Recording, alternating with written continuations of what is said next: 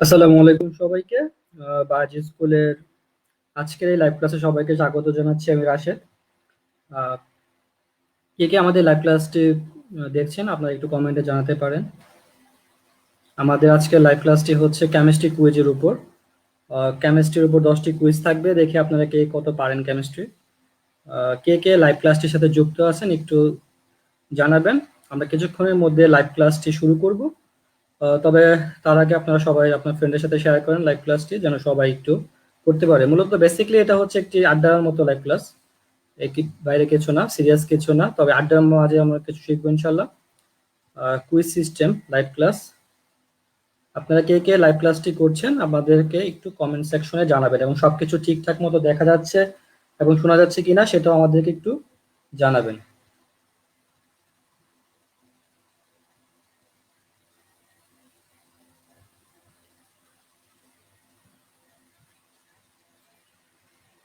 আমাদের সাথে আছে হচ্ছে মাকসুদা। ওয়ালাইকুম আসসালাম। আমাদের সাথে আছে ফারজানা। কে কে আমাদের লাইভ ক্লাসটি দেখছেন একটু জানাবেন। সবকিছু ক্লিয়ার, ওকে। আমরা কিছুক্ষণের মধ্যে লাইভ ক্লাসটি শুরু করব। আহ,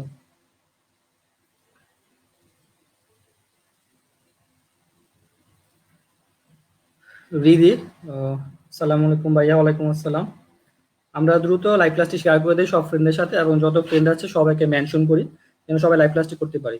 আসলে একটা একটা কুইজ সিস্টেম লাইভ ক্লাস, সুতরাং এখানে আহ, দেখি কে কতটুকু পারে। আসলে 10টা কুইজ থাকবে, 10টা কুইজের মধ্যে কার স্কোর কত হয় আমরা সব দেখবো, সবার পয়েন্ট জানবো। ঠিক আছে।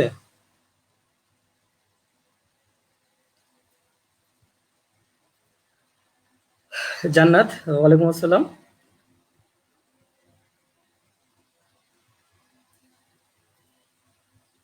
আমরা শুরু করব।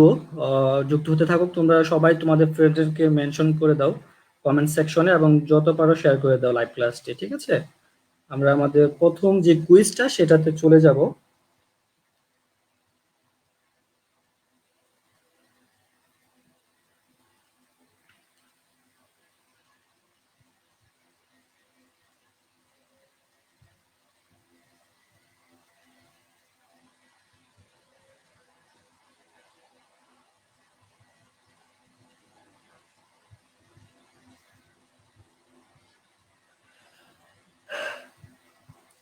আমি আগে বলেছি আজকের আমাদের লাইভ ক্লাসটি কেমিস্ট্রির উপর 10টি কুইজ থাকবে। দেখি তোমাদের প্রস্তুতি কিরকম। এটা ভর্তি পরীক্ষার্থী কিংবা যারা বোর্ড পরীক্ষা দিবে সামনে 2021 সালে, তাদেরকেও হেল্পফুল হবে, অনেক কিছু জানতে পারবে আসলে। চলো আমাদের শুরু করি ক্লাসটি। দেখো আমাদের যে 1 নাম্বার প্রশ্ন, নিচের কোনটি প্রাইমারি স্ট্যান্ডার্ড পদার্থ? এটা মেডিকেল ভর্তি পরীক্ষায় 12-13 সেশনে এসেছিল। আহ, নিচের কোনটি প্রাইমারি স্ট্যান্ডার্ড পদার্থ? 4টি অপশন আসবে তোমাদের সামনে, দ্রুত জানিয়ে দাও নিচে কোনটি সঠিক উত্তর। ক পটাশিয়াম পার ম্যাঙ্গানেট, খ সোডিয়াম হাইড্রোক্সাইড, গ পটাশিয়াম ডাইক্রোমেট, এবং গ পটাশিয়াম হাইড্রোক্সাইড। 4টির মধ্যে কোনটি সঠিক তোমরা দ্রুত কমেন্টে জানায় দাও। কুইজে অংশগ্রহণ করো, যে পারবে তা 1 পয়েন্ট পাবে। ঠিক আছে। তারপর আমরা ব্যাখ্যা দেখবো, তারপরে সঠিক উত্তরটা দেখবো আসলে কোনটা সঠিক উত্তর। এভাবে আমরা 10টি কুইজ সম্পূর্ণ করবো এবং অনেক কিছু শেখার চেষ্টা করবো ইনশাল্লাহ। দ্রুত কমেন্টে জানিয়ে দাও। আমরা প্রতিটা কুইজের শেষে কমেন্ট করবো, দেখি কে কে সঠিক উত্তর দিয়েছো। দ্রুত কমেন্ট করো, ঠিক আছে। আমরা 30 সেকেন্ড করে সময় নিব কমেন্টের জন্য। নিচের কোনটি প্রাইমারি স্ট্যান্ডার্ড পদার্থ? এটা মেডিকেল ভর্তি পরীক্ষায় এসেছে 12-13 সালে, 12-13 সেশনে মেডিকেল ভর্তি পরীক্ষায় এসেছে। Potassium permanganate, sodium hydroxide, potassium dichromate, potassium hydroxide. ঠিক আছে। কোনটি সঠিক উত্তর তোমরা কমেন্ট।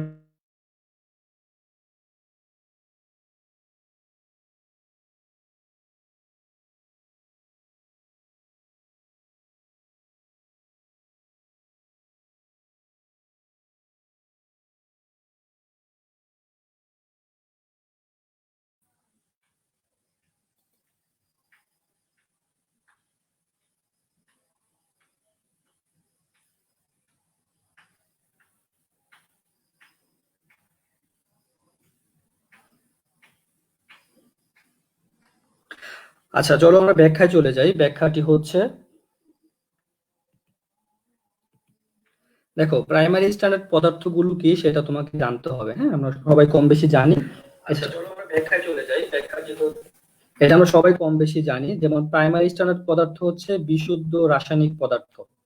এটা বায়ুর উপাদানের সাথে কি করে না, বিক্রিয়া করে না। হ্যাঁ, যেহেতু বিশুদ্ধ রাসায়নিক পদার্থ তাই রাসায়নিক নিত্যি কি করবে না, ক্ষয় করে না। ঠিক আছে। আর এই দ্রবণের ঘনমাত্রা দীর্ঘদিন অপরিবর্তিত থাকবে। যেহেতু বিশুদ্ধ তাই তার ঘনমাত্রা কি হবে না, পরিবর্তিত হবে না সহজে। তাই রাসায়নিক নিত্যিও কি করবে না, ক্ষয় করবে না। এর উদাহরণগুলো অনেক very very important. Primary standard পদার্থ তোমরা যে কোনো ভর্তি পরীক্ষায় এটা পাবে। ঠিক আছে, যে কোনগুলো প্রাইমারি স্ট্যান্ডার্ড পদার্থ বা সেকেন্ডারি স্ট্যান্ডার্ড পদার্থ, এগুলো ম্যাক্সিমাম বিশ্ববিদ্যালয় ভর্তি পরীক্ষা থাকে। এটা মেডিকেলও হয়েছে। যেমন sodium carbonate, oxalic acid, potassium dichromate, ক্যালাসিত সোডিয়াম অক্সালেট, সাকসিনিক অ্যাসিড, এই সবগুলো হচ্ছে প্রাইমারি স্ট্যান্ডার্ড পদার্থের উদাহরণ। মাস্ট মুখস্থ করতে হবে এবং মাথায় রাখতে হবে। অনেকবার ভর্তি পরীক্ষা আসে এবং বোর্ড পরীক্ষায় অনেকবার আসে। ঠিক আছে, এগুলো তোমাকে মাস্ট জানতে হবে। তাহলে তোমরা কিন্তু আনসারটা পেয়ে গেছো যে কোনটা প্রাইমারি স্ট্যান্ডার্ড পদার্থ হতে পারে। তাহলে আমরা সেকেন্ডারি স্ট্যান্ডার্ড পদার্থটা কি জেনে নিব। সেকেন্ডারি স্ট্যান্ডার্ড পদার্থগুলা প্রাইমারি স্ট্যান্ডার্ড পদার্থের মতো না, এগুলো বিশুদ্ধ রাসায়নিক পদার্থ নয়, উল্টাটা। ঠিক আছে, এটি বায়ু পদার্থের সাথে বিক্রিয়া করে। সেকেন্ডারি স্ট্যান্ডার্ড পদার্থগুলো বায়ু পদার্থের সাথে বিক্রিয়া করবে এবং তার ঘনমাত্রা পরিবর্তিত হয় এবং রাসায়নিক দিক থেকে ক্ষয় করে। ঠিক আছে, কিন্তু তোমাদের জন্য যা মনে রাখতে হবে সেগুলো হচ্ছে উদাহরণগুলো: hydrochloric acid, sulphuric acid, sodium hydroxide, potassium hydroxide, potassium permanganate, এই সবগুলো উদাহরণ তোমাদের মনে রাখতে হবে। এই স্লাইড থেকে তোমাদের যা যা মনে রাখতে হবে সেটা হচ্ছে প্রাইমারি স্ট্যান্ডার্ড পদার্থের উদাহরণগুলো এবং সেকেন্ডারি স্ট্যান্ডার্ড পদার্থের উদাহরণগুলো তোমাদেরকে মনে রাখতে হবে। ঠিক আছে, তাহলে যারা যারা সঠিক উত্তর দিয়েছে তারা কোনটি সঠিক উত্তর বলো তো? সঠিক উত্তরটি হচ্ছে পটাশিয়াম ডাইক্রোমেট। ঠিক আছে, এটা হচ্ছে সঠিক উত্তর। যারা যারা সঠিক উত্তর দিয়েছো তাদেরকে কংগ্রেচুলেশন। এখন আমরা দেখবো কে কে সঠিক উত্তর দিয়েছো। ঠিক আছে,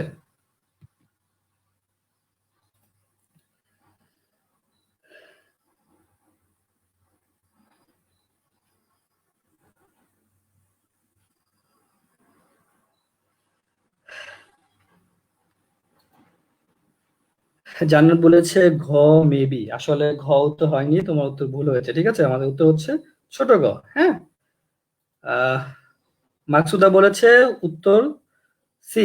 মাকসুদারটা সঠিক হয়েছে।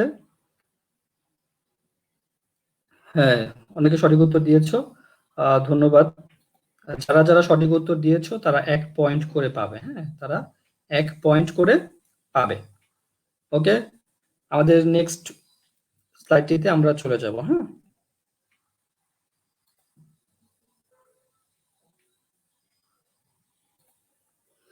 আচ্ছা, এটা আমাদের প্রশ্নের 1 নম্বর প্রশ্ন ছিল। 2 নম্বর প্রশ্ন হচ্ছে, একটি ডেসিমোলার দ্রবণের ঘনমাত্রা কত? এটাও মেডিকেল ভর্তি পরীক্ষায় এসেছিল 2014-15 সেশনে। ঠিক আছে, 2014-15 সেশনে এসেছিল যে একটি ডেসিমোলার দ্রবণের ঘনমাত্রা কত। 4টা অপশন তোমাদের সামনে আসবে: ক 1 মোল, খ 0.1 মোল, গ 0.5 মোল, গ 0.001 মোল। সঠিক উত্তরটি দ্রুত কমেন্ট সেকশনে জানিয়ে দাও। ঠিক আছে, যারা যারা পারবে তারা 1 পয়েন্ট পাবে। যারা আগেরটা পেরেছো তারা 1 পয়েন্ট, যারা যারা পারবে তারা হচ্ছে আরো 1 পয়েন্ট পাবে। এই ছোট ছোট বিষয়গুলো কিন্তু খুবই ইম্পর্টেন্ট। ঠিক আছে, যে মানে এগুলো আমরা স্কিপ করি। একটি ডেসিমোলার দ্রবণের ঘনমাত্রা কত? তোমরা আসলে কুইজ দেওয়ার মাধ্যমে বুঝতে পারবে যে তোমাদের কতটা ল্যাকিংস রয়েছে। ঠিক আছে, বা কতটা পারফেক্টলি তোমরা পড়াশোনা করতেছো। আহ, যদি পারফেক্টলি পড়াশোনা করতে হলে কিন্তু খুঁটিনাটি অনেক ভালো করে পড়াশোনা করতে হবে। হ্যাঁ, আচ্ছা, চলো আমরা ব্যাখ্যা চলে যাব। তোমরা সঠিক উত্তর কমেন্ট সেকশনে জানাও। দেখো, মূলা দ্রবণ মানে হচ্ছে 1 মোল। 1 মোল সেটাকে কি বলবে? মূলা দ্রবণ। হ্যাঁ, সেমি মূলা দ্রবণ মানে কি? অর্ধেক, মানে 0.5 মোল, হাফ।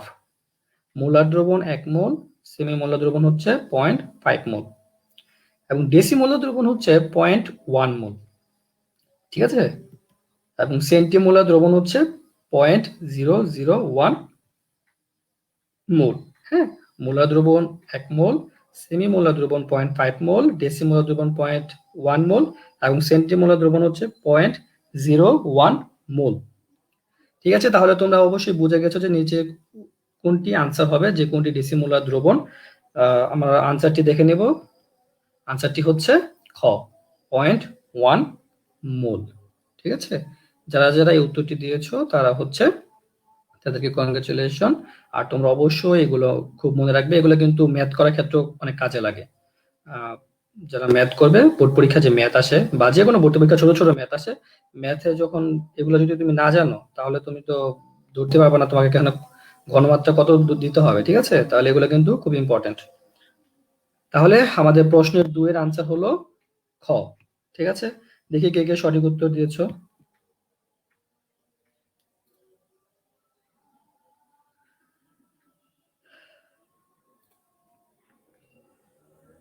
মাকসুদা সঠিক উত্তর দিয়েছে, সুমায় টুম্পা সঠিক উত্তর দিয়েছো, রিদি সঠিক উত্তর দিয়েছো। মাকসুদার 2। ওকে, কংগ্রেচুলেশন। আমরা আমাদের, তোমরা যারা যারা লাইভ ক্লাসটি দেখছো তারা অবশ্যই কমেন্ট জানাবা। ঠিক আছে, কমেন্ট করে কুইজে অংশগ্রহণ করবা। হ্যাঁ, ওকে, আমরা আমাদের নেক্সট চলে যাব।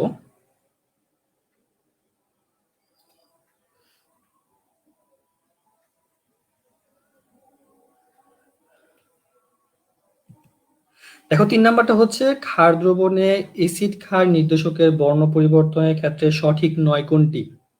ক্ষার দ্রবণে এসিড ক্ষার নির্দেশকের বর্ণ পরিবর্তনের ক্ষেত্রে সঠিক নয় কোনটি? ঠিক আছে, অপশনগুলো আমরা একটু দেখে নেই। অপশনগুলো হচ্ছে মিথাইল রেড হলুদ, মিথাইল অরেঞ্জ হলুদ, প্যানোপথেলিন বর্ণহীন, লিটমাস নীল। ঠিক আছে, এখানে কিন্তু তোমার প্রশ্নটা খুব ভালো করে পড়তে হবে। অনেকে কিন্তু এই যে নয় কথাটি আছে এটা খেয়াল করবে না, অনেকে প্রশ্ন পড়তেই ভুল করবে। আবার এখানে আরেকটা জিনিস ইম্পর্টেন্ট হচ্ছে, সেটা ক্ষার দ্রবণে, এসিড দ্রবণে নয়। কিন্তু এখানে যারা ট্রাইটেশন সম্পর্কে ধারণা রাখো তারা কিন্তু জানো এখানে 2 ধরনের দ্রবণ হতে পারে, ক্ষার দ্রবণ এবং এসিড দ্রবণে। এদের কিন্তু 2 দ্রবণ অনুযায়ী এদের মাত্রা ভিন্ন হয়। ঠিক আছে, ট্রাইটেশন কেন করা হয় তোমরা অবশ্যই জানো। তাহলে কোনটি সঠিক উত্তর তোমরা দ্রুত কমেন্টে জানিয়ে দাও যে ক্ষার দ্রবণে এসিড ক্ষার নির্দেশকের বর্ণ পরিবর্তনের ক্ষেত্রে সঠিক নয় কোনটি, মানে বর্ণ যে পরিবর্তনের ক্ষেত্রে কোনটা সঠিক নয় ক্ষার দ্রবণে। ঠিক আছে, তোমরা দ্রুত কমেন্ট সেকশনে জানিয়ে দাও, তারপর আমরা ব্যাখ্যায় চলে যাব। চলো ব্যাখ্যাটি দেখে নিই। হ্যাঁ, এই ব্যাখ্যাটি একটা সিম্পল চার্টের মাধ্যমে কমপ্লিট হয়ে যাবে। একটা এই চার্টটা তোমাদেরকে একেবারে হুবহু মুখস্থ করতে হবে, কারণ আমি এখানে যে কুইজগুলো দিচ্ছি এগুলো বিভিন্ন জায়গায় এসেছে, বারবার এসেছে। ঠিক আছে, তোমরা এগুলো খুব ভালো করে পড়তে হবে এবং মুখস্থ করে ফেলতে হবে। যে এই চার্টটা আমরা ট্রাইটেশন কেন করি? ট্রাইটেশন করি হচ্ছে একটা অজানা দ্রবণের ঘনমাত্রা নির্ণয় করার জন্য। কার সাহায্যে? প্রমাণ দ্রবণের সাহায্যে একটা অজানা দ্রবণের ঘনমাত্রা নির্ণয় করার জন্য আমরা ট্রাইটেশনটা করি। সেখানে আমরা কিছু নির্দেশক ব্যবহার করি, রাইট? যেমন কি কি নির্দেশক ব্যবহার করি? এই যে নির্দেশকগুলোর নাম দেখছো, এগুলো আমরা ব্যবহার করি। যেমন দেখো এখানে তীব্র এসিড এবং মৃদু ক্ষারকের জন্য আমরা কি কি নির্দেশক ব্যবহার করি? এই দুইটা, মিথাইল অরেঞ্জ, মিথাইল রেড। আবার যখন এসিডটা মৃদু, ক্ষারকটা তীব্র, তখন আমরা কি ব্যবহার করি? ফেনপথেলিন। আবার যখন দুইটাই তীব্র এসিড তীব্র ক্ষারক, তখন আমরা যে কোনো ধরনের নির্দেশকই ব্যবহার করতে পারবো। ঠিক আছে, সব নির্দেশক। কিন্তু যখন আবার দুইটা মৃদু থাকবে তখন কিন্তু আমরা কোনো উপযুক্ত নির্দেশক নেই। এই প্রতিটা নির্দেশকের পিএইচ মানগুলো তোমাকে কি করতে হবে? মনে রাখতে হবে, মাস্ট মনে রাখতে হবে। যদি আসে ফেনপথেলিনের কার্যকর পিএইচ পরিসর কোনটি? 8 থেকে 10। এটা অনেকবার ভর্তি পরীক্ষায় আসছে। ঠিক আছে, বা বোর্ড পরীক্ষায়ও আসছে। এখন তোমাদের যে বর্ণ দেয় শেষ বিন্দুতে এসে একটা নির্দেশ দেয় যে বর্ণ পরিবর্তন করে ফেলে। যারা ট্রাইটেশন করেছো, তোমাদের প্যান্ডেমিকের কারণে তোমরা করতে পারো না হয়তো ল্যাবে, যারা একটা বর্ণ চেঞ্জ করবে, বর্ণ চেঞ্জ হয়ে যায়। ঠিক আছে, ট্রাইটেশনে এসিড মাধ্যমে এক ধরনের বর্ণ চেঞ্জ হবে, ক্ষারীয় মাধ্যমে এক ধরনের চেঞ্জ হবে। যেমন দেখো আমার এখানে কি ছিল, যে ক্ষার দ্রবণে এসিড ক্ষার নির্দেশকের বর্ণ পরিবর্তনের ক্ষেত্রে সঠিক নয় কোনটি? দেখো মিথাইল রেড হলুদ, আমার এখানে ক্ষার দ্রবণ, সুতরাং আমার এই লাইনটা নিয়ে আমাকে ডিল করতে হবে। মিথাইল রেড হলুদ, তাহলে সঠিক। মিথাইল অরেঞ্জ হলুদ, মিথাইল অরেঞ্জও হলুদ, সঠিক। ঠিক আছে, ফেনপথেলিন বর্ণহীন, ফেনপথেলিন ক্ষারীয় মাধ্যমে কিন্তু বর্ণহীন না, ক্ষারীয় মাধ্যমে হচ্ছে গোলাপি। এসিড মাধ্যমে বর্ণহীন, কিন্তু এখানে বলা হচ্ছে ক্ষার দ্রবণে, তাই ক্ষারীয় মাধ্যমে ফেনফথেলিন কিন্তু গোলাপি। তার মানে আমার কি গটা সঠিক না। ঠিক আছে, তাহলে কিন্তু আমরা আমাদের উত্তরটা পেয়ে গেছি। আমাদের সঠিক উত্তরটা হচ্ছে ফেনফথেলিন বর্ণহীন, এটা কিন্তু সঠিক উত্তর। মানে এটা হচ্ছে ভুল দেওয়া আছে, চারটার মধ্যে এটা ভুল দেওয়া আছে। ঠিক আছে, আমাদের প্রশ্ন বলা হয়েছে যে কোনটি সঠিক নয়। তাহলে যারা যারা ঘ উত্তর দিয়েছো তারা 1 পয়েন্ট পাবে। হ্যাঁ, চলো দেখি কে কে সঠিক উত্তর দিয়েছো।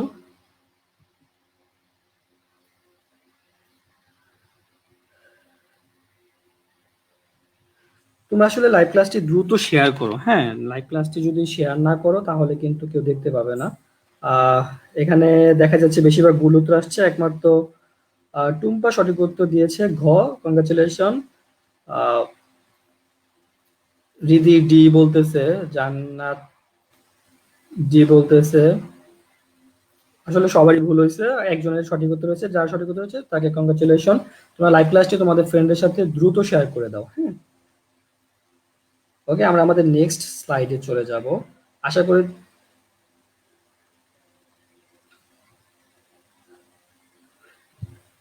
চলো আমাদের নেক্সট স্লাইডে চলে যাই।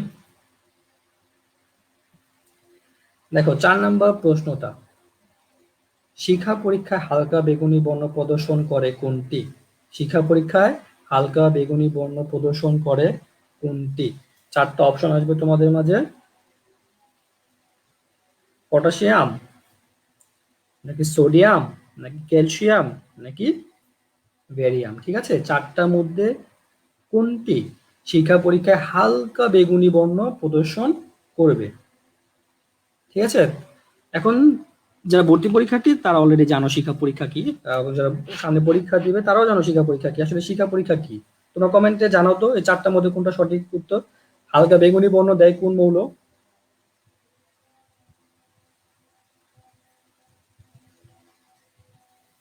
তারপর আমরা ব্যাখ্যায় চলে যাব। চলো আমরা ব্যাখ্যাটি দেখি।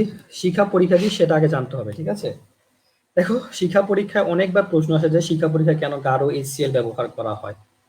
শিক্ষা পরীক্ষায় গাঢ় HCl ব্যবহার করা হয় কেননা তা লবণের সাথে বিক্রিয়া করে কি করে, লবণের সাথে বিক্রিয়া করে ধাতুর সাথে কি করে, একটা ক্লোরাইড লবণ তৈরি করে। এটা হচ্ছে যদি আমি HCl হাইড্রোক্লোরিক অ্যাসিড ব্যবহার করি তাহলে সে লবণের সাথে বিক্রিয়া করে ক্লোরাইড লবণ তৈরি করবে। আর ক্লোরাইড লবণ খুবই উদায়ী, মানে খুব দ্রুত বাষ্পায়িত হতে পারে।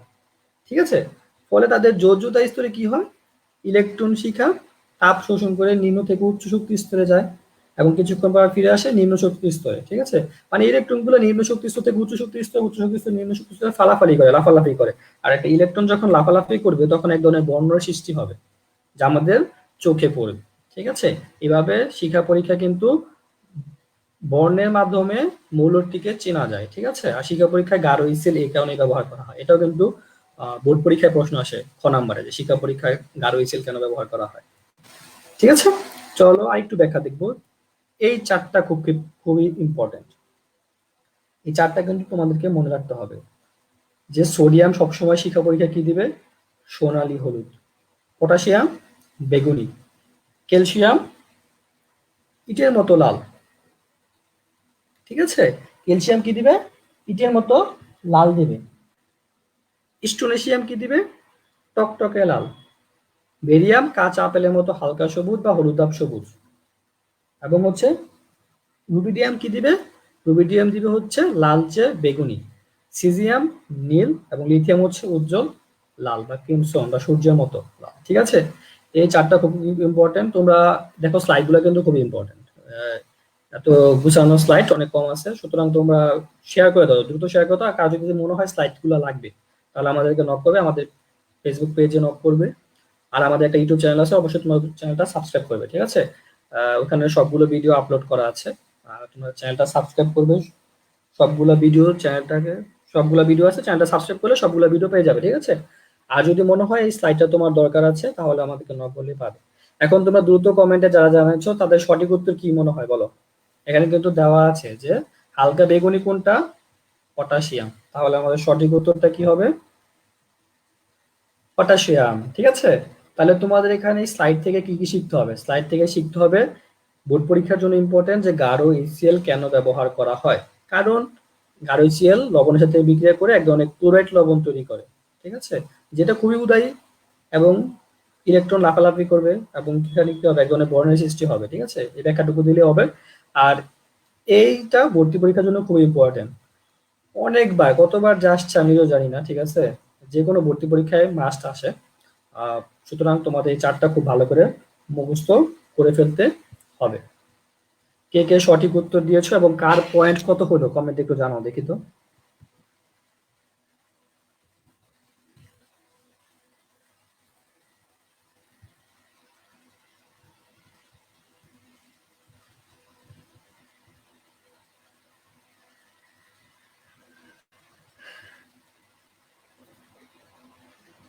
মাকসুদা বলেছে ক পটাশিয়াম। ওকে। জান্নাত বলেছে ক। ওকে, সঠিক উত্তর। টুম্পা বলেছে ক, সঠিক উত্তর।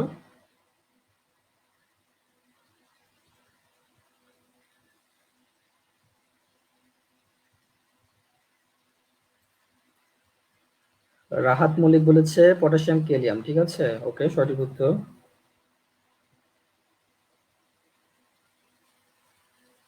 আচ্ছা, অনেকে সঠিক উত্তর দিয়েছো, আমরা আমাদের নেক্সট যে স্লাইডটা আছে স্লাইডটাতে আমরা চলে যাব, ঠিক আছে। আচ্ছা, চলো আমাদের নেক্সট স্লাইডটাতে আমরা চলে যাই। আশা করি তোমরা এটা বুঝতে পারছো।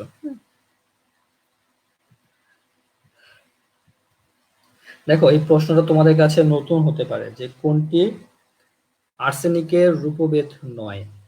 এটা মেডিকেল ভর্তি পরীক্ষায় 13-14 সালে এসেছে, ঠিক আছে, 13-14 সেশনে ভর্তি পরীক্ষা এসেছে যে আর্সেনিকের রূপভেদ নয় কোনটি।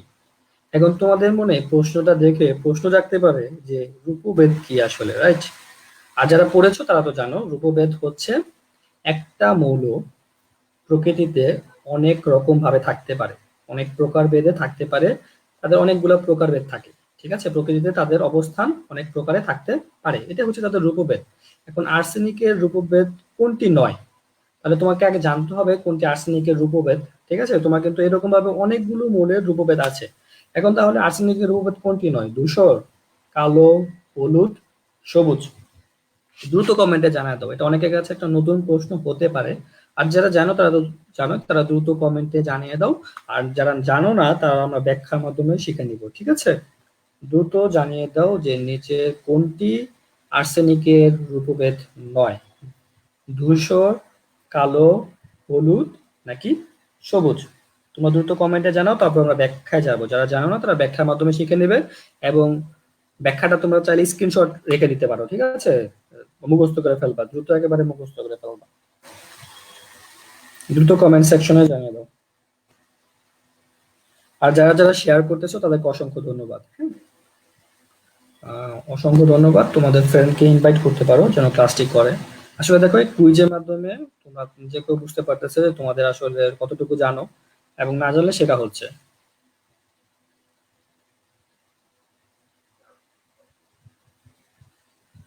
চলো আমরা ব্যাখ্যা চলে যাব, ঠিক আছে।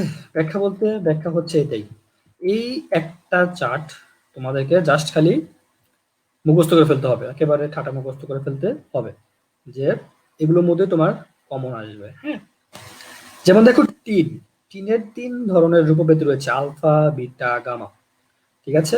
আর্সেনিকের কি কি কি রয়েছে? ধূসর, কালো, হলুদ। আমরা কিন্তু উত্তরটি পেয়ে গেছি যে কোনটি রূপভেদ নয়। আর্সেনিকের 3 ধরনের রূপভেদ রয়েছে, ধূসর, কালো এবং হলুদ। তাহলে কোনটি আর্সেনিকের রূপভেদ নয় তোমরা কিন্তু ইতিমধ্যে ধরে ফেলেছো, ঠিক আছে।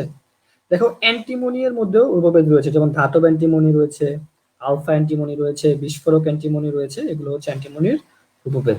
ফসফরাসের মধ্যে শ্বেত ফসফরাস, লোহিত ফসফরাস মানে লাল, আবার কালো ফসফরাস, সাদা ফসফরাস, লাল এবং কালো, 3 ধরনের ফসফরাস রয়েছে। এগুলো হচ্ছে ফসফরাসের রূপভেদ। এগুলো প্রকৃতিতে 3 রূপে পাওয়া যায় তাদেরকে।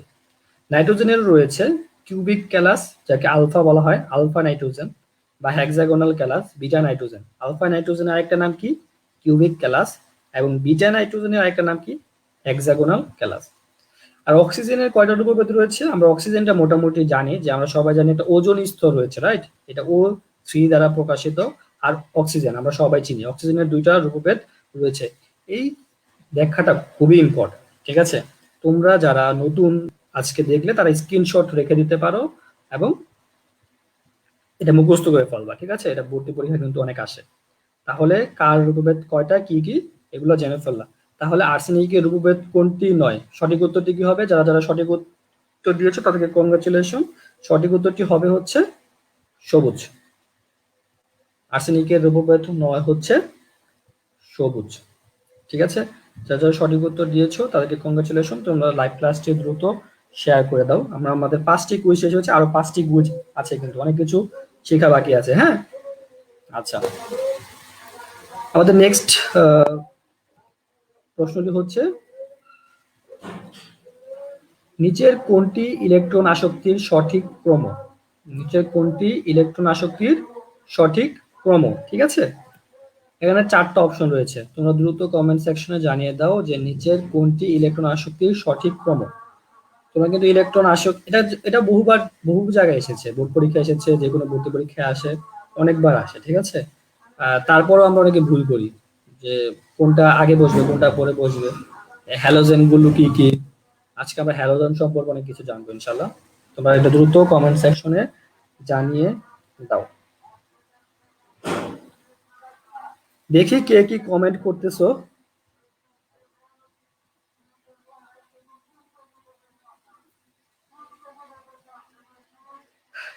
নিচে কোনটি ইলেকট্রন আসক্তির সঠিক ক্রম, তোমরা একটু কমেন্ট সেকশনে দ্রুত জানিয়ে দাও।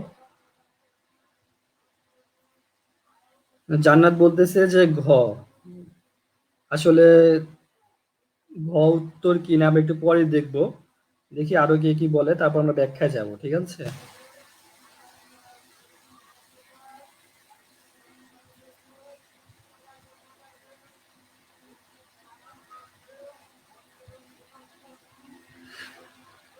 চলো আমরা ব্যাখ্যাটা দেখি, আসলে দেখি উত্তরটা কি ঘ না অন্য কিছু, হ্যাঁ?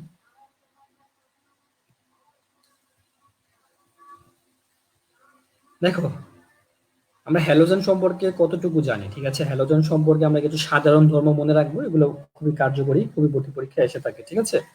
যেমন দেখো, আমরা হ্যালোজেন কোনগুলা জানি, গ্রুপ 17 মৌলের গুলো তো halogen, right? Fluorine, chlorine, bromine, iodine, astatine, এগুলো সবই কি হ্যালোজেন। এর মধ্যে ফ্লোরিন, ক্লোরিন এবং ব্রোমিন হচ্ছে কি বিষাক্ত। যদি প্রশ্ন আসে কোনটি বিষাক্ত, তাহলে তুমি কি বলবে? ফ্লোরিন, ক্লোরিন এবং ব্রোমিন হচ্ছে বিষাক্ত, ঠিক আছে? আর ব্রোমিন এবং আয়োডিন এই দুইটা হচ্ছে কি উদায়ী, মানে খুব সহজে কি হয় বাষ্পীভূত হয়ে যায়, ঠিক আছে? ব্রোমিন এবং কি আয়োডিন এগুলো উদায়ী। এই হ্যালোজেন গুলোর মধ্যে উদায়ী কোনগুলো? ব্রোমিন এবং হচ্ছে আয়োডিন। আবার আয়োডিনকে যদি আমরা তাপ দিলে এক ধরনের বাদামি বর্ণের বাষ্পে পরিণত হয়, যেহেতু উদায়ী তার বর্ণটা কিরকম হয়?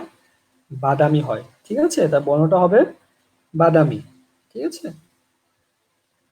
এই হ্যালোজেনের গলনাঙ্ক ও স্ফুটনাঙ্ক ক্রম এটা।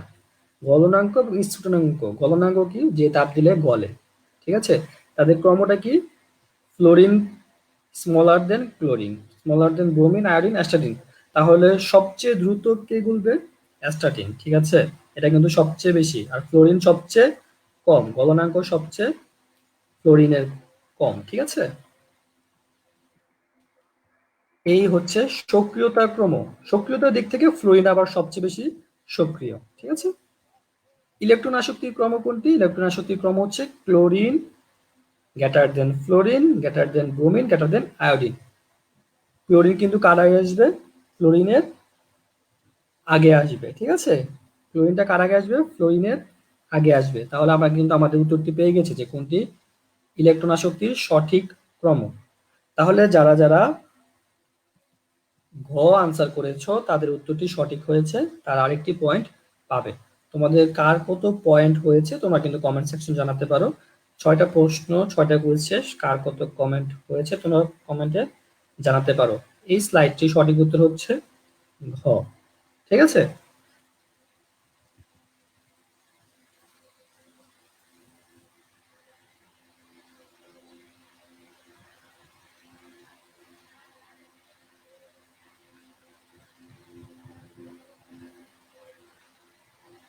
কার কত পয়েন্ট হয়েছে তোমরা একটু কমেন্টে জানাও, কার কত কোনটা সঠিক উত্তর হয়েছে সেটাও কমেন্টে জানাও।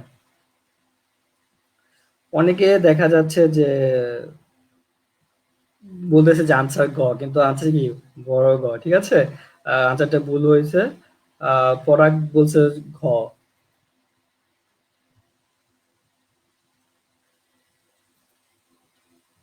অনেকের এখন এক পয়েন্টও হয় নাই। জান্নাতের পয়েন্ট শূন্য। তুমি তো অনেকগুলো সঠিক আনসার দিছো, শূন্য হয় কিভাবে?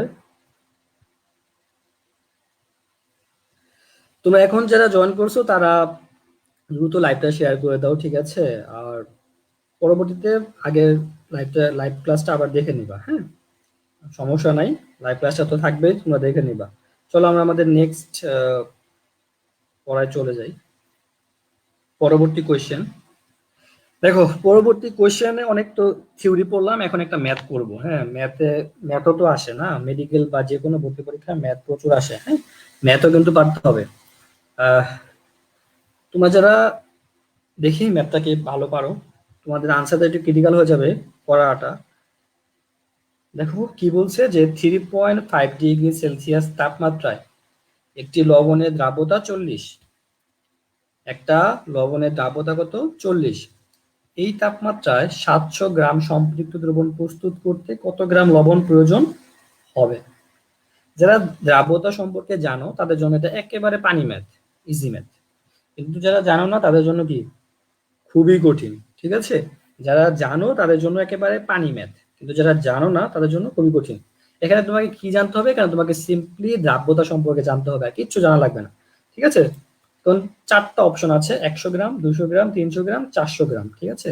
প্রশ্নটি হচ্ছে যে 3.5 ডিগ্রি সেলসিয়াস তাপমাত্রায় একটি লবণের দ্রাব্যতা 40।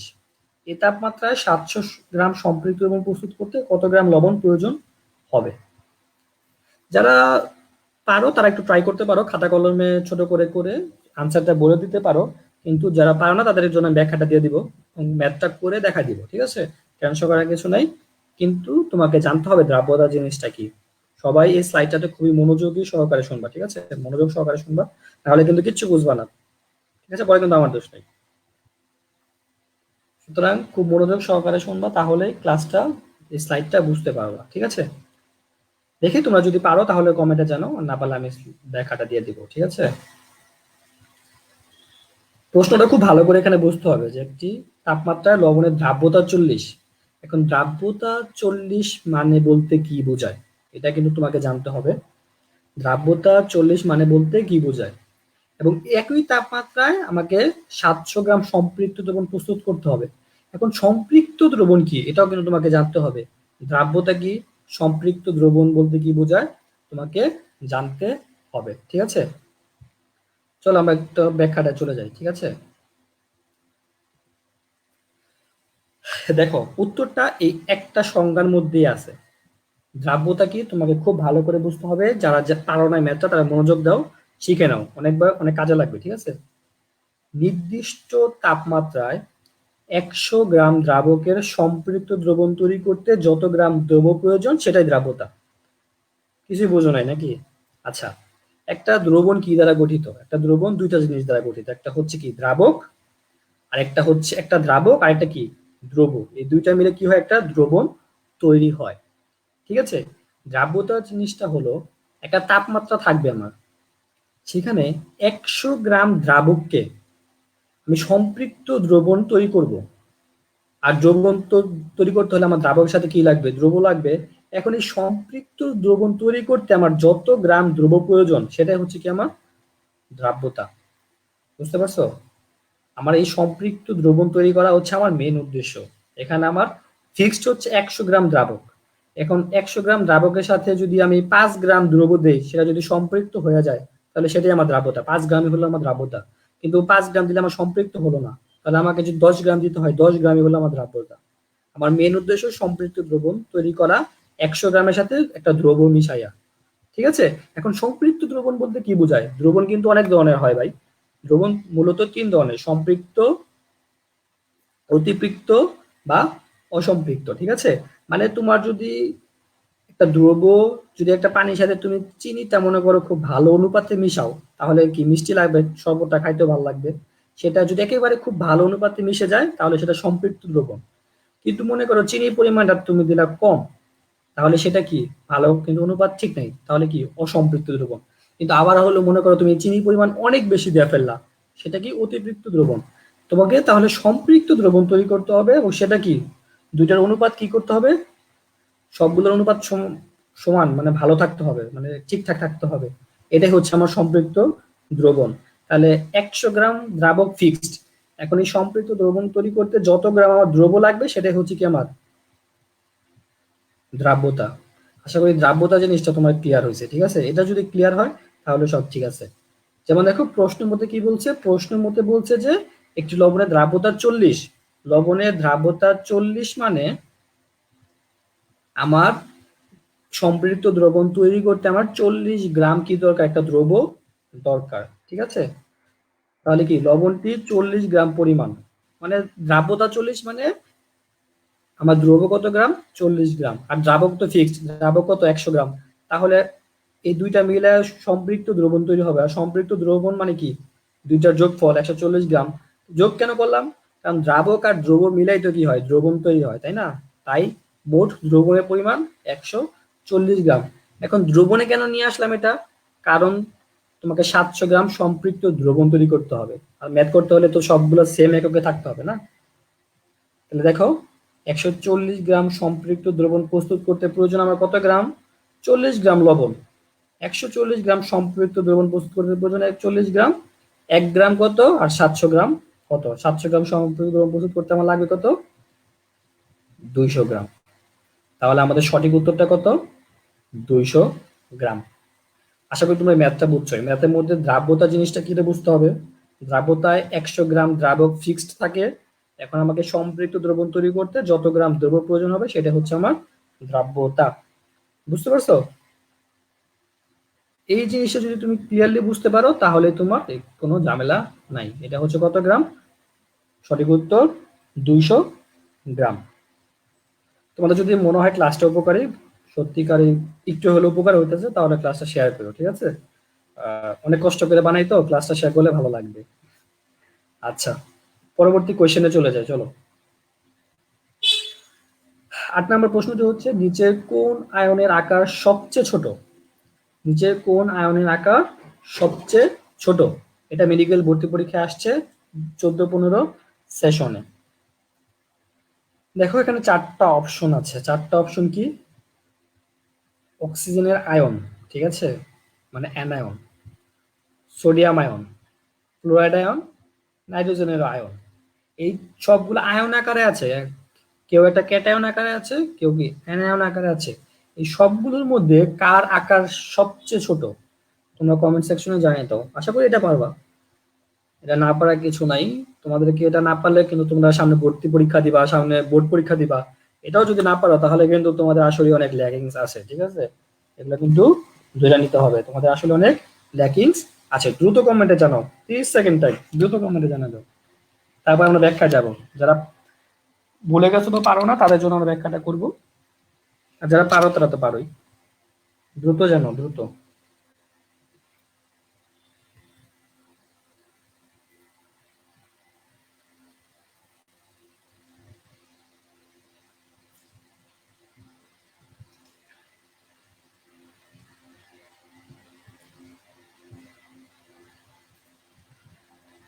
মাকসুদা বলতেছে যে খ, সোডিয়াম আয়ন। আচ্ছা দেখি কোনটা সঠিক। যদিও বলতেছে খ, সোডিয়াম আয়ন, ঠিক আছে। আচ্ছা আমরা ব্যাখ্যা যাব। তোমরা আরো যারা যারা লাইভ ক্লাসটি দেখতেছো কমেন্টে জানাও, ঠিক আছে? দ্রুত কমেন্টে জানাও নিচে কোনটা সঠিক। সবচেয়ে ছোট আকার কোনটা, এটা খুব বেসিক লেভেলের। কেন ছোট, আশা করি এটাও পারো, না পারলে আমরা ব্যাখ্যা দেখে নিব, ঠিক আছে, সমস্যা নেই।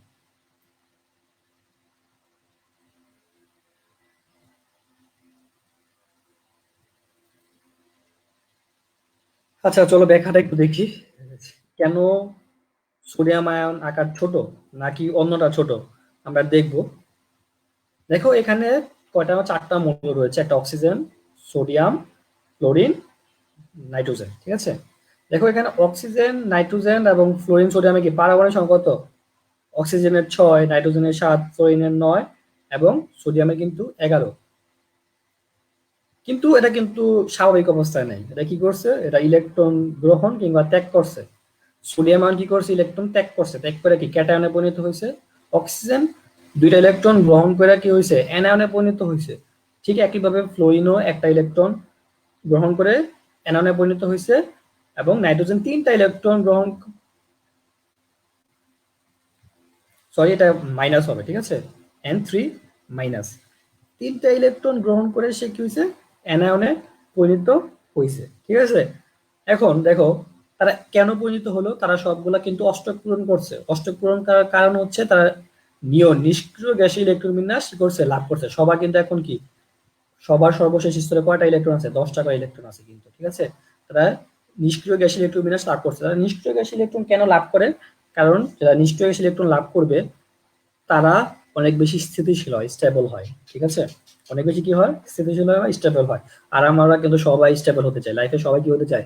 স্টেবল হতে চায়, যেন একটা শক্ত মাটি পায়ের নিচে থাকে, ঠিক আছে। সবাই কিন্তু এই প্রবণতাটা আছে। কিন্তু ভালো কথা, সবগুলার সর্বশেষ স্তরের 10টা করে ইলেকট্রন আছে, কিন্তু কোনটা ছোট হবে? তাহলে সবগুলো তো 10টা ইলেকট্রন আছে, কোনটা ছোট হবে? কিন্তু কথা আছে, দেখো এখানে সবচেয়ে বেশি পারমাণবিক সংখ্যা কিন্তু সোডিয়ামের। আর আমরা যে কয়টা, তাহলে তার স্বাভাবিক অবস্থায় সোডিয়ামের ইলেকট্রন সর্বশেষ স্তরে কয়টা থাকতো? 11টা। তাহলে যে কয়টা ইলেকট্রন থাকে আমরা জানি, কিন্তু কেন্দ্রের নিউক্লিয়াসে কয়টা থাকে? সেই কয়টাই প্রোটন থাকে। আর সেটাকে ধনাত্মক চার্জ যুক্ত, মানে কি নিউক্লিয়ার চার্জ। এখানে সবচেয়ে বেশি নিউক্লিয়ার চার্জ কার বেশি? সোডিয়ামের, কারণ তার কেন্দ্রে 11টা প্রোটন আছে, ঠিক আছে। সে তো প্রোটন আর বাদ দেয় নাই, 11টা প্রোটন আছে, তার নিউক্লিয়ার চার্জ বেশি। নিউক্লিয়ার চার্জ বেশি থাকার ফলে কি হয় জানো? নিউক্লিয়ার চার্জ যার বেশি থাকবে, সে যেহেতু ধনাত্মক, তার ঋণাত্মকের প্রতি একটা কি থাকবে? ঋণাত্মকের প্রতি একটা আকর্ষণ থাকবে। ইলেকট্রন, প্রোটন কি করে? ইলেকট্রনের প্রতি একটা আকর্ষণ থাকে, ধনাত্মক ঋণাত্মক আকর্ষণ থাকবে। সে কি করবে? সর্বশেষ স্তরে যেহেতু 10টা ইলেকট্রন আছে, সে সেগুলোর দিকে আকর্ষণ করবে। আকর্ষণ করার ফলে তার আকার কি হয়ে যাবে? সংকোচন হয়ে যাবে। তাই এখানে মনে হতে পারে যে অক্সিজেনের মাত্র পারমাণবিক সংখ্যা কত?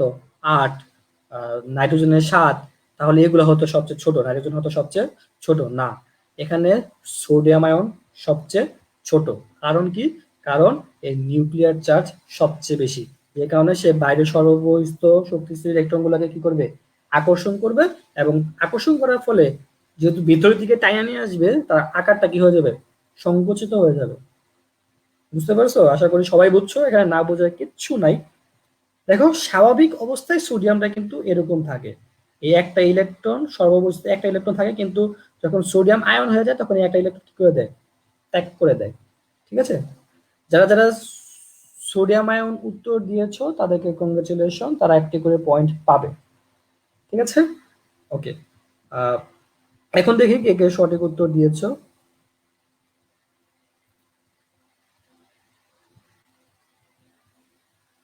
তোমরা কিন্তু তোমাদের পয়েন্ট গুলা কমেন্টে জানাতে পারো, ঠিক আছে, পয়েন্ট গুলা কমেন্টে জানাতে পারো, কার কত পয়েন্ট হলো। চলো আমাদের নেক্সট প্রশ্নে চলে যাই। নিচে কোনটি অম্লীয় অক্সাইড? এটা মেডিকেল ভর্তি পরীক্ষা এসেছে 2015-16 ভর্তি সেশনে, ঠিক আছে। নিচে কোনটি অম্লীয় অক্সাইড? চারটা option: carbon dioxide, aluminium oxide, magnesium oxide, sodium oxide. কোনটা অম্লীয় অক্সাইড? এই চারটার মধ্যে কোনটি অম্লীয় অক্সাইড? তোমরা দ্রুত কমেন্ট সেকশনে জানিয়ে দাও, ঠিক আছে। যারা যারা লাইভ ক্লাসটি দেখছো দ্রুত কমেন্ট সেকশনে জানিয়ে দাও যদি তোমরা জানো। আর কি নাই জানতে পারো, সমস্যা নেই, আমরা ব্যাখ্যা দিয়ে দেব।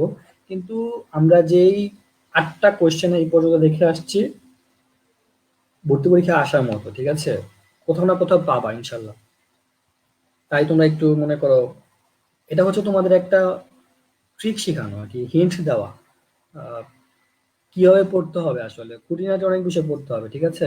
অনেক বেশি প্রচুর পরিমাণে প্রশ্ন অ্যানালাইসিস করতে হবে, না হলে কিন্তু তোমরা বুঝবা না যে কোন ধরনের প্রশ্ন আসে পরীক্ষায়। হ্যাঁ, নিচে কোনটি অম্লীয় অক্সাইড? চারটার মধ্যে ব্যাখ্যাটা আমি একটু পরে দিব, তোমরা দ্রুত কমেন্ট সেকশনে কি করো? জানিয়ে দাও, ঠিক আছে। তারপর আমরা ব্যাখ্যা চলে যাব। দেখো, অক্সাইড ওব্লিও মানে এসিডিও, রাইট? অক্সাইডের প্রকারভেদ, অক্সাইডে কি আছে, প্রকারভেদ আছে, কয় ধরনের অক্সাইড হতে পারে আমরা সেটা দেখব। এই সিম্পল একটা চার্টের মাধ্যমে তোমরা কি করতে পারবা, দেখতে পারবা। সিম্পল একটা চার্টের মাধ্যমে কি করতে পারবা, তোমরা দেখতে পারবা। এই সিম্পল চার্টটা তোমরা যদি মনে রাখো তাহলে তোমাদের আর কিচ্ছু মনে রাখা লাগবে না। দেখো, 4 ধরনের অক্সাইড হয়। এটা হচ্ছে নিউট্রাল অক্সাইড, এমফোটেরিক অক্সাইড, আর অ্যাসিডিক অক্সাইড, বেসিক অক্সাইড। ঠিক আছে? এই নিউট্রাল অক্সাইড কি করে, এটা কারোর সাথে বিক্রিয়া করে না, অ্যাসিডের সাথেও না, ক্ষারের সাথেও না। এই ধরনের অক্সাইড কোনগুলো, এই যে উদাহরণগুলো তোমাকে মনে রাখতে হবে। ঠিক আছে? এই ধরনের অক্সাইড হচ্ছে উপধর্মী অক্সাইড। এরা কি করে, ক্ষারের সাথেও বিক্রিয়া করে, আবার কি অ্যাসিডের সাথেও বিক্রিয়া করে। এইগুলো কারা, তোমার এই উদাহরণগুলো মনে রাখতে হবে, সিম্পলি মনে রাখতে হবে, আর কিচ্ছু নেই, মুখস্থ করে ফেলতে হবে। এগুলো মাস্ট পাওয়া, ভর্তি পরীক্ষায় মাস্ট পাওয়া। ঠিক আছে? আবার কিছু ধরনের অক্সাইড আছে যারা কি অ্যাসিডিক, মানে কি অ্যাসিডিক অক্সাইড। ঠিক আছে? অ্যাসিডিও, যারা কি করে, যারা তোমার অ্যাসিডিক অক্সাইড গুলা কি করে, যারা অ্যাসিডিক অক্সাইড তারা লবণ এবং কি করবে, ক্ষারের সাথে বিক্রিয়া করে কি করবে, লবণ তৈরি করবে, লবণ ও পানি তৈরি করবে। ঠিক আছে? ঠিক একইভাবে যারা বেসিক অক্সাইড আছে তারা কি করবে, তারা লবণ পানি তৈরি করবে। এখন এই যে উদাহরণগুলা, তোমার এখানে কিন্তু আর কিছু জানা লাগবে না, তোমার জাস্ট কি করতে হবে, এই উদাহরণগুলো মনে রাখতে হবে। কোনগুলা নিউট্রাল অক্সাইড, কোনগুলা অবধর্মী অক্সাইড, কোনগুলা অ্যাসিডিক অক্সাইড, এই উদাহরণগুলো মনে রাখতে হবে। আর কোনগুলা বেসিক অক্সাইড মানে ক্ষারীয় অক্সাইড কোনগুলা। এখন তাহলে নিচে কোনটি অম্লীয় অক্সাইড, এখানে দেখো কার্বন ডাই অক্সাইডটা কোথায় আছে, অ্যাসিডীয় অক্সাইডের মধ্যে আছে। ঠিক আছে? মানে অ্যাসিডীয়। ঠিক আছে? তাহলে এখানে আমার সঠিক উত্তর কিন্তু কার্বন ডাই অক্সাইড। যেটা সঠিক উত্তর কার্বন ডাই অক্সাইড দিছো তাদেরকে কংগ্রেচুলেশন, তারা একটা পয়েন্ট পাবা। হ্যাঁ, দেখি কে কে সঠিক উত্তর দিতে পারছো।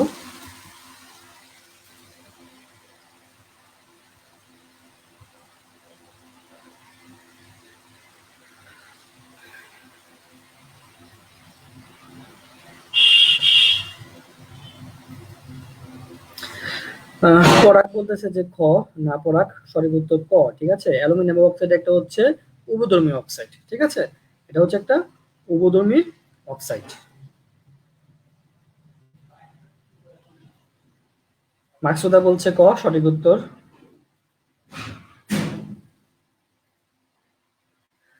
টুম্পা বলছে ক সঠিক উত্তর। যারা যারা ক বলছে তাদেরকে সঠিক উত্তর হয়েছে। আহ তোমরা এই চার্টগুলা কিন্তু এই উদাহরণগুলো একেবারে ডিরেক্ট মুখস্থ করে ফেলবা। হ্যাঁ, আচ্ছা, আমরা আমাদের সর্বশেষ যে কোয়েশ্চেনটা আছে সেটার মধ্যে চলে যাব। যে দেখো 10 নাম্বার কোয়েশ্চেনটা হচ্ছে, নিচের কোন আইসোটোপ রক্ত স্বল্পতা রোগের চিকিৎসা করে। এটা দেখো বহু বছর আগে মেডিকেল ভর্তি পরীক্ষা আসছে, 5-6 সালে। আর মেডিকেল ভর্তি পরীক্ষা একটা জিনিস খেয়াল রাখবা, রোগ সম্পর্কিত অনেক জিনিস আসে। ঠিক আছে? যেহেতু মেডিকেল ব্যাপার স্যাপার, তাই রোগ সংক্রান্ত যে কোনো কিছু বা যেটা হিউম্যান বডি সংক্রান্ত অনেক বেশি প্রাধান্য পায়। তোমাকে আইসোটোপের কিছু ব্যবহার আছে, কোন আইসোটোপ কোন ধরনের ব্যবহার সেটা আমরা জানবো। এখানে অপশন 4টা রয়েছে, যে নিজে কোন আইসোটোপ রক্ত স্বল্পতা রোগের চিকিৎসা করে, কারো যদি রক্তের অভাব হয় তাহলে কোন আইসোটোপ দ্বারা চিকিৎসা করা যেতে পারে। কোবাল্ট-60, না কার্বন-14, না আয়োডিন-131, না ফসফরাস-32। ঠিক আছে? 4টার মধ্যে কোনটা সঠিক? আমাদের আজকে লাইভ ক্লাসের সর্বশেষ কুইজ। দেখি কে পারে, তোমরা কমেন্টে জানাতে পারো। যে সঠিক উত্তর হবে তার তো হইলই, সাথে সাথে তোমরা পয়েন্টও জানাবা যে আসলে আর কত পয়েন্ট, আমি একটু দেখতে চাই 10-এর মধ্যে কে কত পাইছো পরীক্ষায়। ঠিক আছে? কুইজে খুব সিম্পল ছিল বা কিছু কঠিন ছিল কোশ্চেন গুলা, তবে অনেক কিছু জানতে পারছো বলে আমার মনে হয়। ব্যাখ্যাগুলা খুব ইম্পর্টেন্ট। ঠিক আছে? যে কারণে আমাকে তোমাদেরকে ব্যাখ্যাগুলা দেওয়া। 4টার মধ্যে কোনটা সঠিক উত্তর একটু কমেন্ট সেকশনে জানো। যে কোন আইসোটোপ রক্ত স্বল্পতা রোগের চিকিৎসা করে। আমরা একটা ব্যাখ্যা দেখবো, তাহলে হবে। ব্যাখ্যাটা সিম্পল, একেবারে সিম্পল একটা চার্ট। এই চার্টের পরে আর কিছু নাই, এটা জাস্ট তোমরা অনেক জায়গায় পাবা, অনেক জায়গায় পাবা না।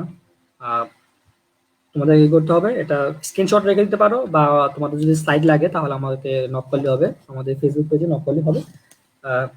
দেখো, আমরা অনেক জায়গায় দেখছি যে ক্যান্সার আক্রান্ত কোষ ধ্বংস করে কোন আইসোটপ, আমরা জানি কোবাল্ট 60। এটা অনেকবার আসছে ভর্তি পরীক্ষায় যে ক্যান্সার আক্রান্ত কোষ ধ্বংস করে কোবাল্ট 60। একইভাবে আয়োডিন 131 কি করে, তোমার টিউমারের অবস্থান কোথায়, থাইরয়েড গ্রন্থি যদি বেড়ে যায় সেটা চিকিৎসা কি করবে, আয়োডিন 131। ঠিক আছে। ফসফরাস 32 কি করবে, রক্ত স্বল্পতা রোগের চিকিৎসা করবে। এরকম দেখো সবগুলার কি একটা করে ব্যবহার আছে, যেমন ইউরেনিয়ামের 238-এ কি করে পাথরের বয়স নির্ণয় করা যায়। এটা খুবই তেজস্ক্রিয় একটা মৌল, আমরা জানি সবাই। এটা দ্বারা কি করা যায়, পাথরের বয়স নির্ণয় করা যায়। বুঝতে পারছো আশা করি। এখানে অনেকগুলো আছে, তোমরা জাস্ট কি করে ফেলবা, মুখস্থ করে ফেলবা। তো মনে রাখলে হবে, মেইন গুলা মনে রাখলে হবে, যেমন কোবাল্ট, আয়োডিন, ফসফরাস। রেডিয়াম কি করে, ক্যান্সার নির্ধারণ করে। এটার মধ্যে কিন্তু পার্থক্য আছে। একটা ক্যান্সার, আমার যদি কোনো সেল ক্যান্সার দ্বারা আক্রান্ত হয়ে যায় সেটাকে ধ্বংস করবে কে, কোবাল্ট 60 স্পেসিফিক রিজনে যাইয়া।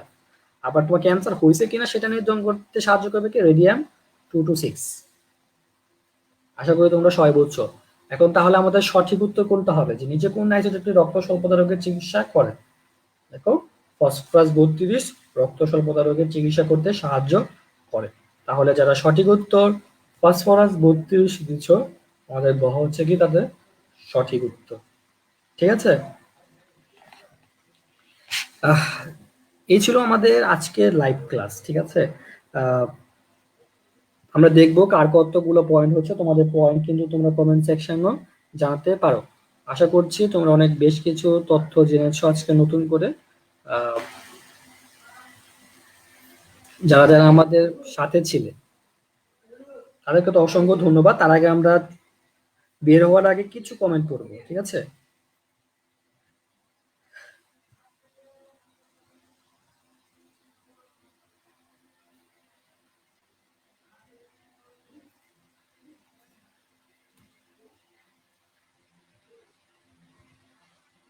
দেখি কে কে সঠিক উত্তর দিয়েছো। আহ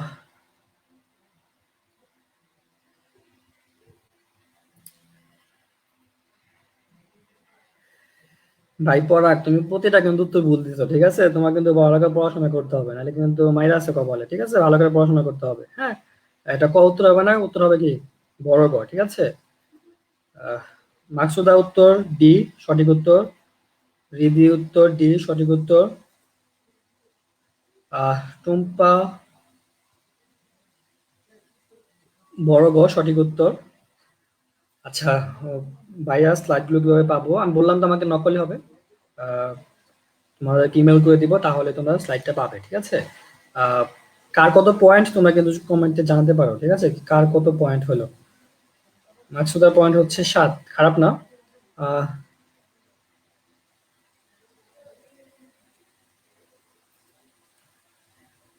একজন টুম্পা নেট প্রবলেমের কারণে সব আনসার দিতে পারে নাই।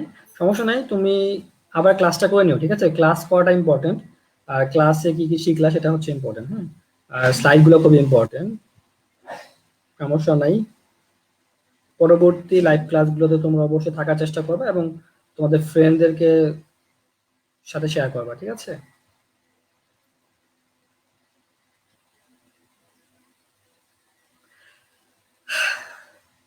আচ্ছা, আশা করি তোমাদের লাইভ ক্লাসটি কেমন লাগছে অবশ্যই জানাবা। আর পরবর্তীতে তোমরা এরকম লাইভ ক্লাস আরো চাও কিনা সেটাও জানাবা। ঠিক আছে। আমরা চেষ্টা করবো প্রতি শুক্রবারে এরকম একটা লাইভ ক্লাস নেওয়ার, আল্লাহ পাক যদি সুস্থ রাখে। চেষ্টা করা হবে। তোমরা যারা যারা আমাদের লাইভ ক্লাসের সাথে ছিল তাদেরকে অসংখ্য ধন্যবাদ। হ্যাঁ। আহ, সবাই অনেক ভালো থাকবা। অবশ্যই সাবধানে চলাফেরা করবা। ঠিক আছে। সবাইকে অসংখ্য ধন্যবাদ। আমাদের সাথে থাকো। আজকের মতো এখানে শেষ করবো। সবাইকে আসসালামু আলাইকুম। আল্লাহ হাফিজ।